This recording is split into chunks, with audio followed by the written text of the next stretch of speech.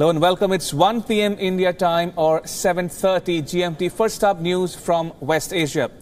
2 Palestinians have been killed in clashes between Palestinian protesters and Israeli troops around the fence that separates Gaza from Israel. The Palestinian Ministry of Health said that 160 people have been injured in Tuesday's clashes.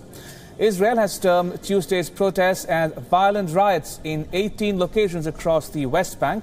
The clashes came on a day Palestinians call the catastrophe or Nakba in memory of the more than 700,000 Palestinians who were driven from or left their homes during the 1948-49 Arab-Israeli war. On Monday, at least 60 people, including 8 children, were killed during clashes along the border fence between Israel and Gaza. The Palestinian government, on the other hand, says Israel and the US should bear the responsibility for the loss of lives in Gaza.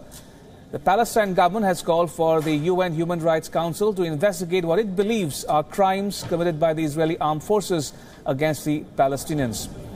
The government also criticized Romania, Hungary, the Czech Republic and Austria for participating in the opening of the US Embassy in Jerusalem. Meanwhile, the United Nations Security Council held an emergency meeting over the recent violence in Gaza.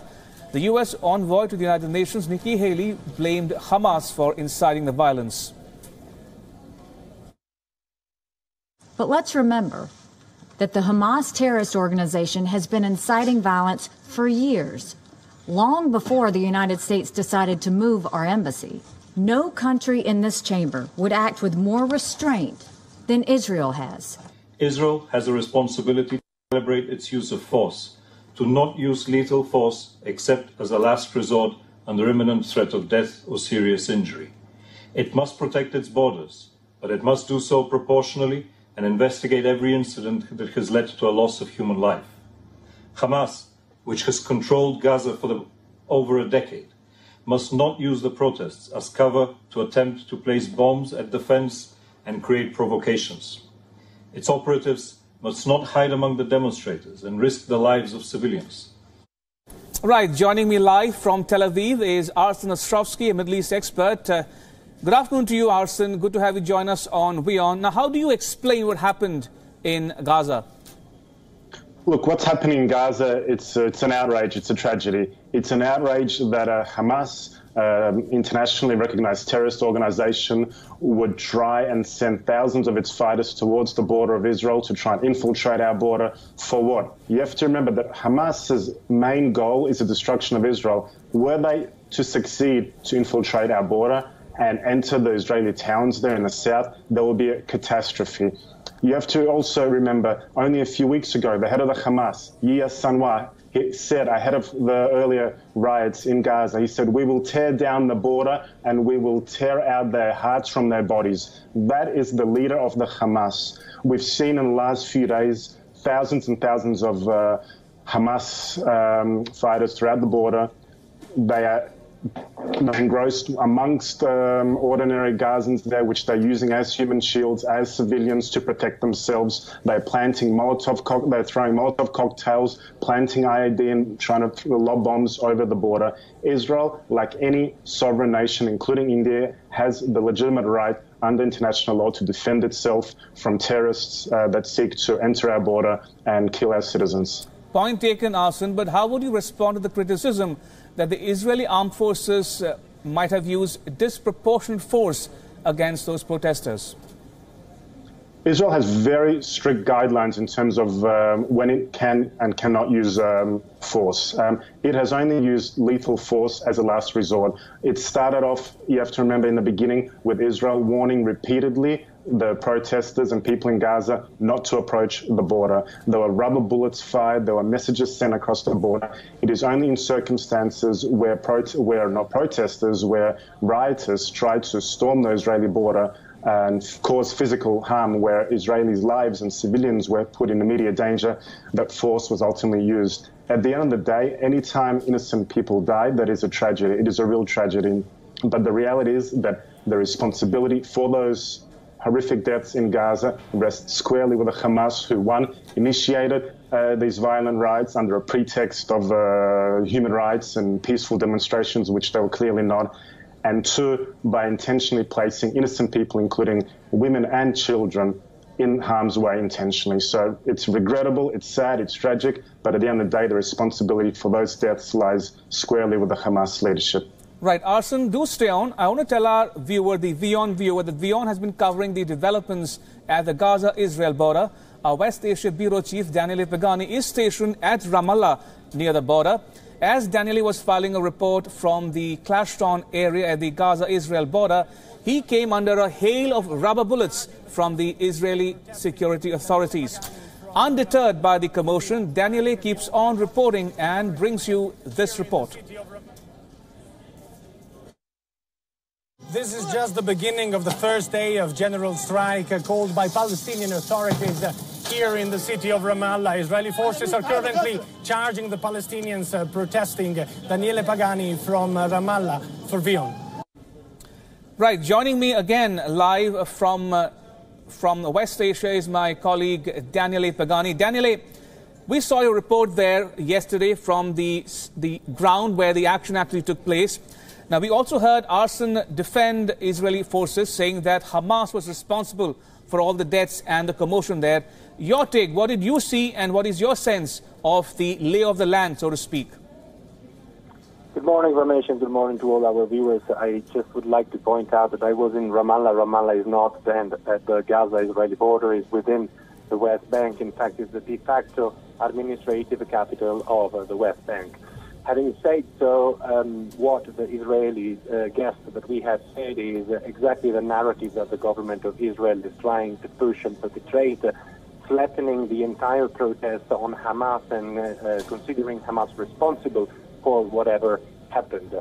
This is true to a certain extent. Hamas definitely took part in calling for the Great March of Return. They have a strong presence in Gaza, so we cannot deny that Hamas is organizing the protesters, but to label the tens of thousands of people who are protesting because they want to return to the land that they feel it has been stolen by Israelis over the decades, to flatten and to say that all these people belong to Hamas and are organized by Hamas, that is pushing the narrative way too much. Ground reports clearly show that it's a wide demonstration happening all over the Palestinian territories, and it's not only in the hands of Hamas. Plus, we will need to reflect also about the concept of border. There is no border there because Israel never declared its border, so what border they are defending is a little bit unclear. When it comes to the use of lethal force, it's true that Israel has very strict rules and regulation when it comes to the use of lethal force, when it can and when it cannot use it. So I would say that the most important guideline is that a soldier within the Israeli army can use lethal force only when his very own life is under threat. So when we have on the ground more than 100 people dead on one side and 0 people injured, even injured on the other side, a question rises, where is the life-threatening situation? It is also true that Israel cannot allow an organization like Hamas to breach the border and to enter massively a territory which they would definitely attack and put under the hail of attacks should it happen. But I think that there should be an international investigation on how force has been used in Gaza in order to put an end to this dispute. Right, Daniele, do stay on. I want to take that point to Arsen one more time. Arsen, there we heard Daniele recount for us what he exactly saw on the ground, reporting from Ramallah. How would you defend Israel's actions? When will all this violence ever come to an end? When will it come to an end? It will come to an end when Hamas, which is currently a terrorist organization sworn to our destruction, when they finally renounce terror, when they lay down their weapons, and when they agree that Israel has a legitimate right to exist. Simple as that. That's when this violence will end. I would just make 2 points in terms of what your correspondent just said.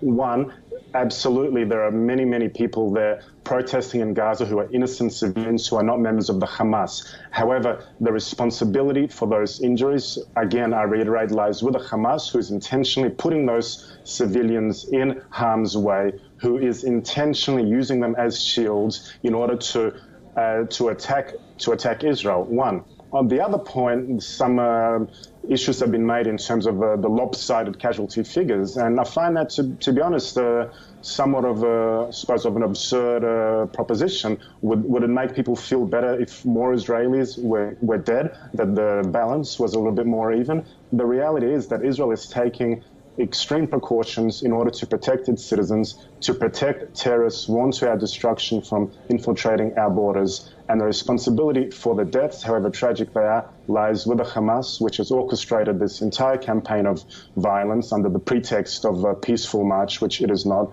And it has placed innocent people, including children, in deliberate harm's way.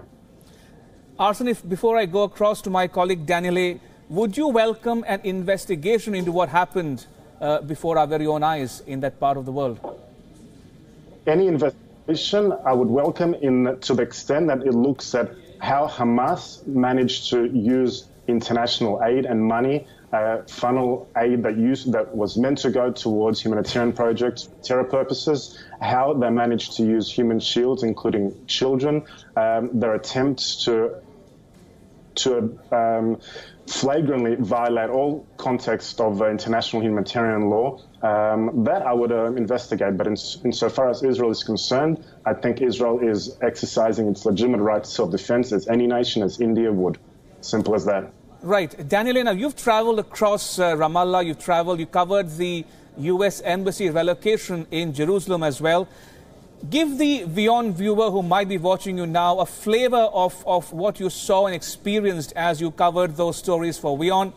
How agitated are the ordinary Palestinians you interacted with on the streets, on the roads, at locations that you traveled to? Yesterday, Ramesh, I spent my entire day in and around the West Bank, mostly in Ramallah, but also in places across the West Bank. Palestinians are extremely angry. They feel extremely isolated. We will unfortunately see tomorrow a very problematic day. I feel this is what I heard on the ground, going around. Every time I spoke with a person, they told me, you will see Friday what will happen. And unfortunately, they feel betrayed for the United States Embassy move to a city which they consider their own capital city. Jerusalem is a contested city. Palestinians believe it's their right to have their capital city in Jerusalem, as Israelis do. So moving the embassy, when a country like the United States, which is a heavy country in the international scenario, moves its embassy there, they considered it a unilateral decision. Every time I spoke with people and I asked their opinion, I'm talking about Palestinians, we will come to the Israelis later, they told me that they feel very much betrayed because no one asked them if it was okay for them for this move to take place. When it comes to the Israeli side, it's strange because I saw a cheering population, a very happy population, especially in Jerusalem, considering this the fulfillment of a long-standing right that they perceive they have to have Jerusalem as their own undivided capital city. It was also the moment when Israel celebrates its so-called Independence Day, so the city was full of flags. And I would say that these are really two competing and conflicting and different stories. Of course, to add fuel to fire, there is what happened in Gaza. So yesterday, in the second part of the day, for instance, when I was traveling back from Ramallah to Jerusalem, we need to cross the so-called Kalandia checkpoint. It really resembled a conflict area. It was really, really under fire, and it was really dangerous to cross it. I had to change the road because it was impossible to go. So this is the situation on the ground. On the one hand, a victory for the Prime Minister of Israel, Benjamin Netanyahu, a perceived victory by many of the citizens of Israel, of course the ones I have been speaking to. On the other side, anger and isolation and frustration, and unfortunately, we can foresee more violence. Right. On that note, Arsen Ostrovsky in Tel Aviv and Daniele Pagani in Jerusalem, thank you both for joining me on this discussion. Appreciate it. Right, and staying on news about the region, UK Prime Minister Theresa May called the violence in Gaza tragic and concerning, while also asking for an independent investigation after Israeli troops shot dead dozens of Palestinian protesters on the Gaza border on Monday. Speaking at a news conference alongside Turkish President Recep Tayyip Erdogan, Theresa May said, and I quote, "There's an urgent need to establish the facts of what happened yesterday through an independent and transparent investigation," unquote. Meanwhile, Turkey's President Recep Tayyip Erdogan is on a 3-day visit to the UK, extended his condolences to the families of those who lost their lives as a result of incidents taking place in Palestine. The two leaders reacted after 60 Palestinians were killed on Monday as protests surfaced in response to US embassy opening in Jerusalem. The Palestinian authorities call the Monday violence, which was the bloodiest since 2014, a massacre. Loss of life we have seen is tragic and extremely concerning. Such violence is destructive to peace efforts, and we call on all sides to show restraint. There is an urgent need to establish the facts of what happened yesterday through an independent and transparent investigation, including why such a volume of live fire was used and what role Hamas played in events. Palestinians have the right to protest, but these protests must be peaceful. We are concerned that extremist elements are seeking to hijack legitimate protests to further their own objectives. And while we do not question the right of Israel to defend its borders, the use of live fire and the resulting loss of life is deeply troubling. We urge Israel to show restraint. Şehit olan tüm Filistinli kardeşlerime Allah'tan rahmet, yaralılara acil şifalar diliyorum. Bu vahşeti bir kez de sizlerin huzurunda lanetliyorum. Fakat bir gerçeğin de altını burada özellikle çizmek istiyorum. Sene 1948.